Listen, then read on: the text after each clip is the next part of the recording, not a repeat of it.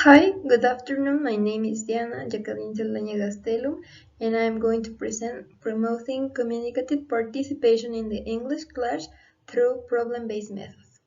In the third grade group C, we can see a deficiency in the students' participation because it was scarce, and when the teacher asked them a question about the topic, they didn't provide an answer. According to Gmail, the participation provides to the students the possibility to possess the information, discuss it, and then use it independently to solve a problem. Anderson explains that when the participation structures are poorly implemented, they can lead to cognitive overload and low the enthusiasm. And Macias adds that the imbalance in the structures can nullify the participation. There exist different ways to implement the participation in the classroom, and for that reason we have three main questions for this research. The first is what factors hinder the students' participation in the English class. The second is what are the results of implementing the problem-based method to promote the students' participation. And the final question is how does the problem-based learning method contribute to promoting greater interaction in the English classes. As a hypothesis, we have that the students will increase their communicative participation through the implementation of the problem-based method during the classes. This will allow them to resolve questions, curiosities, doubts, and uncertainties. The general objective of this research is to evaluate the impact of the problem-based method on the students' participation, and we have three specific objectives. The first is identify the barriers that limit the students' participation in the English classes. The second is analyze the results of the implementation of a problem-based method in the interaction and the social practice of the language of the students.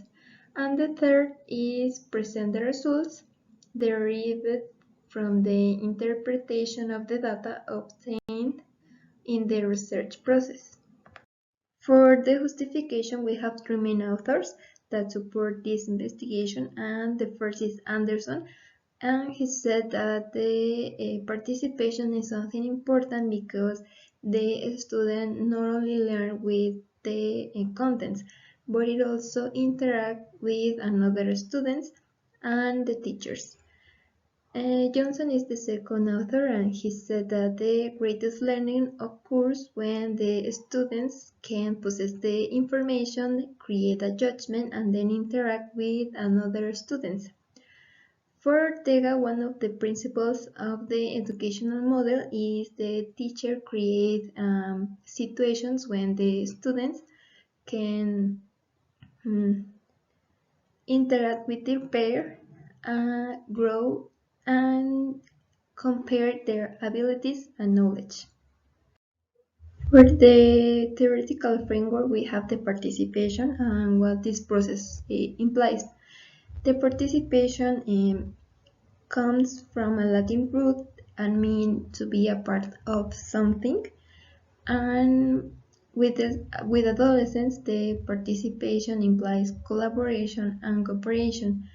This is a way to express their opinions, their feelings, and take decisions.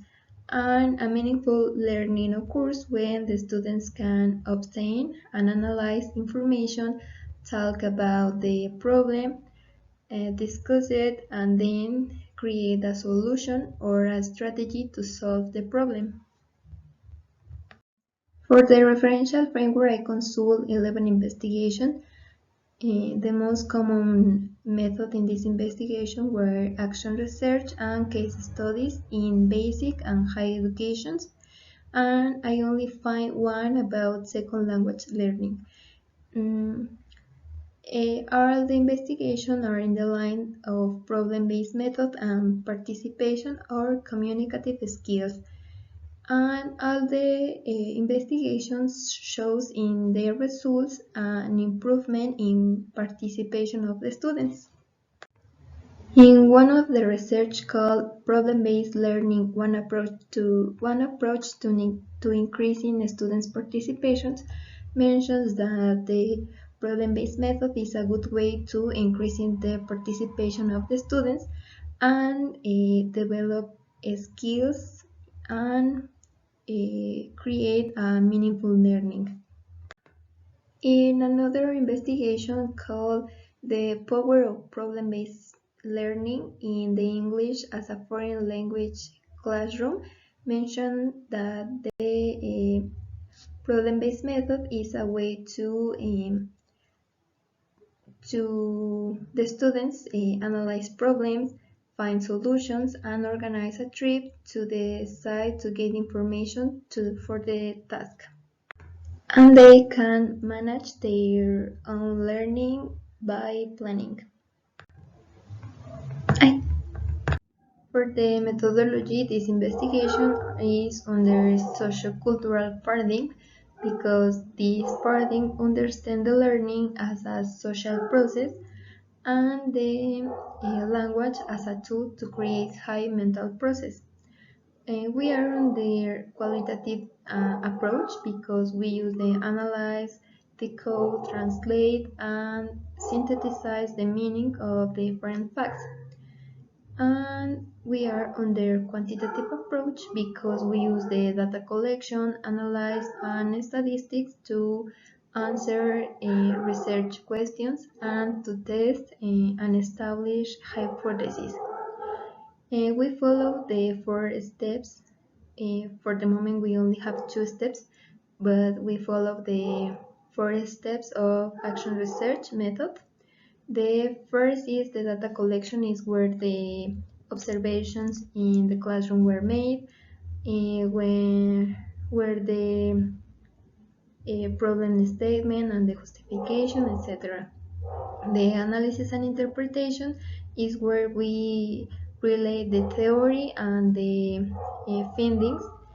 Uh, the third the third step is when we create an action plan that can could solve the problem, and the last step is when we evaluate the implementation of the plans and the results. Uh, this is a cycle, and all the steps were and we repeat all the steps. For the thematic scheme of this investigation, 3 chapters were planned. The first is barriers to participation in face-to-face and online English classes. This chapter have only one question that will guide the information in this chapter. The question is how to comment on these barriers to communicative participation. The second chapter, interaction and communication, have 3 questions. And the first is what is interaction, the second is what is communication, and the third is what is participation. For the last chapter, a problem-based method and its relationship with students' participation in English classes, we have 3 questions. The first is what is the problem-based method? The second is what is the problem-based method based on?